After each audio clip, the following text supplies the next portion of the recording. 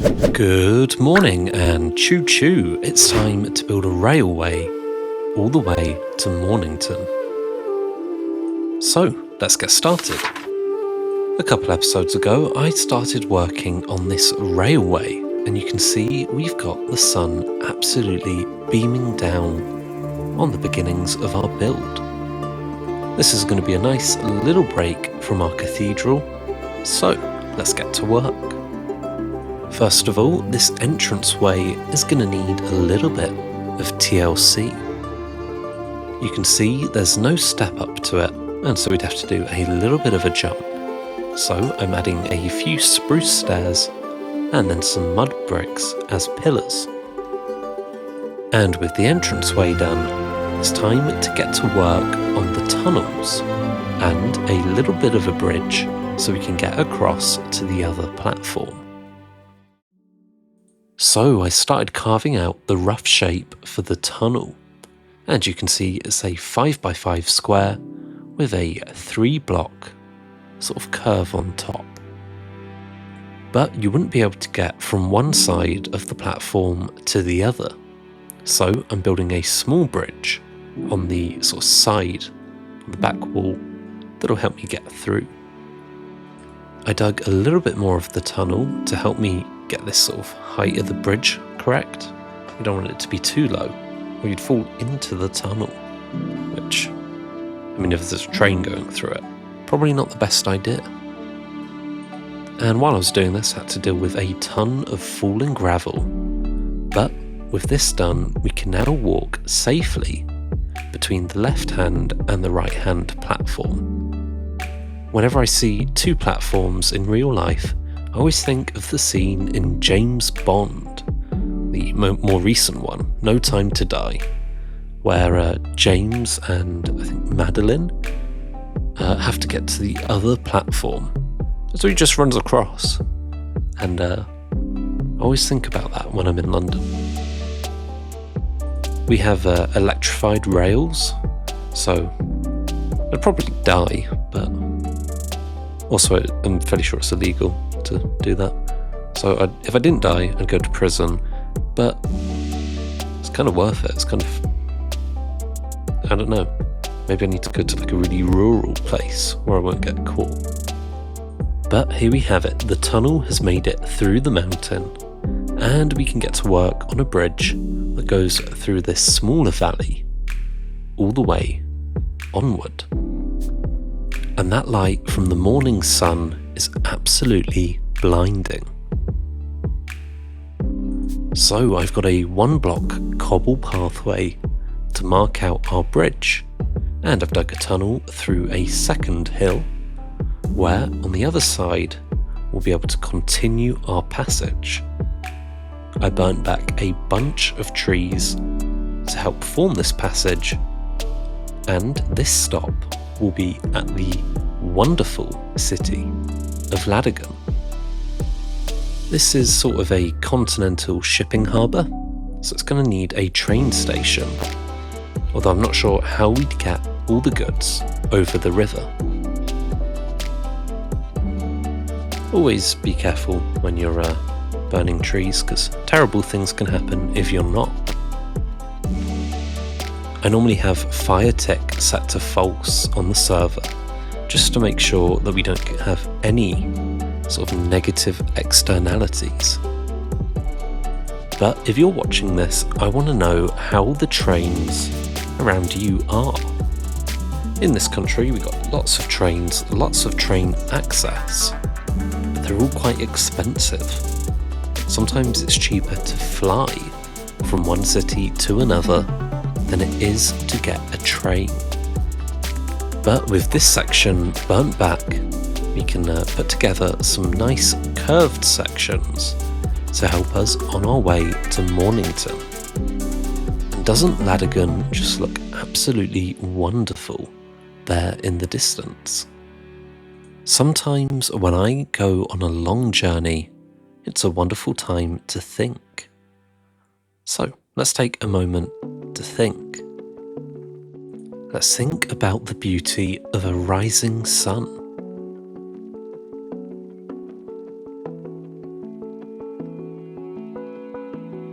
Let's think about those who make our food, or even when we have to make food ourselves, how lucky we are to have it. Let's think about the things we're working on that give us hope for the future, and the effortless beauty of the nature and landscapes that surround us. Let's think about the light at the end of the tunnel that keeps us moving forward. Let's think about the beauty that our friends can bring to our world. Let's think about the sharp turns that life can throw at us, and the interesting new directions that these can take us in. Let's think about those who are rooting for us, or maybe just waiting for us to get back from our journey. Let's think about how amazing it is that we have ample access to water, the shimmer of the ocean as it shines under moonlight. Let's think about all the work done by others upon which we are sitting.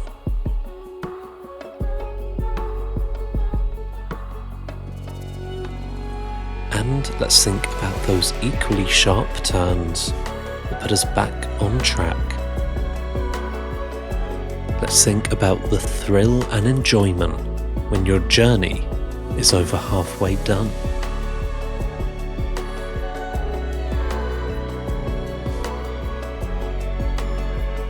And let's think about pigs that are living in ravines.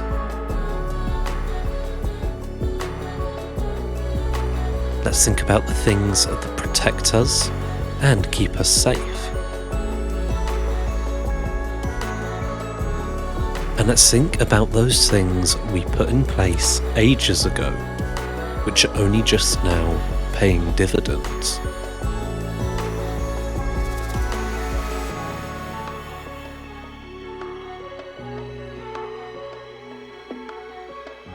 And lastly, let's think about those familiar sights and familiar faces that let you know that you're home.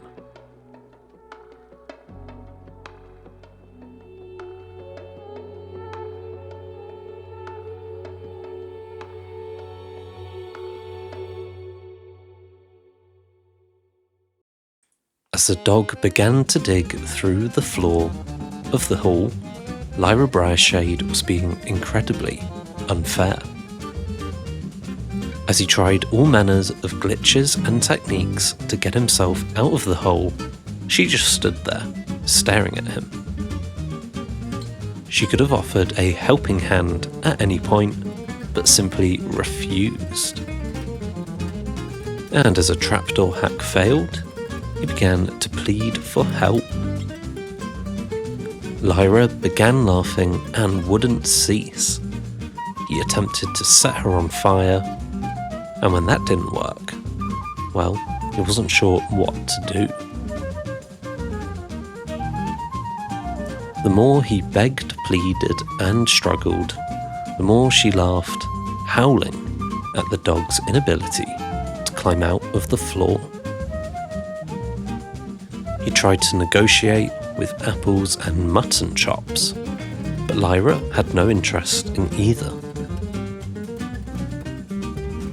The dog took these back and promised that he would have vengeance with a stick, but she continued to laugh and just remained sat in her seat. Reaching the end of his frustration, he came up with a method to escape the floor.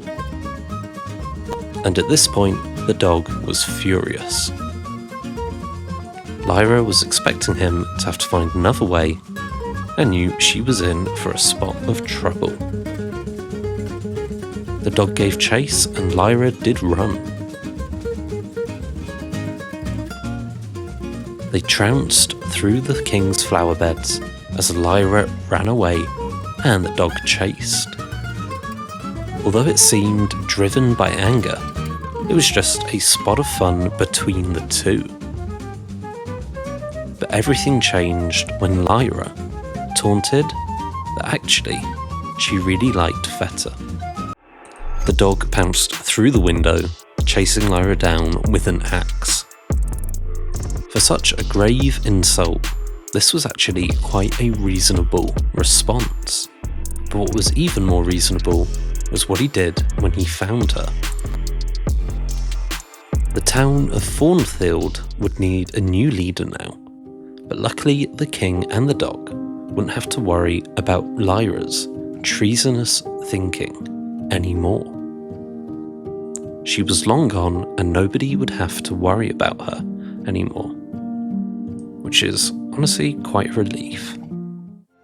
But the dog was home, and he was able to look up at the grand cathedral, knowing that no enjoyers of feta cheese would be present.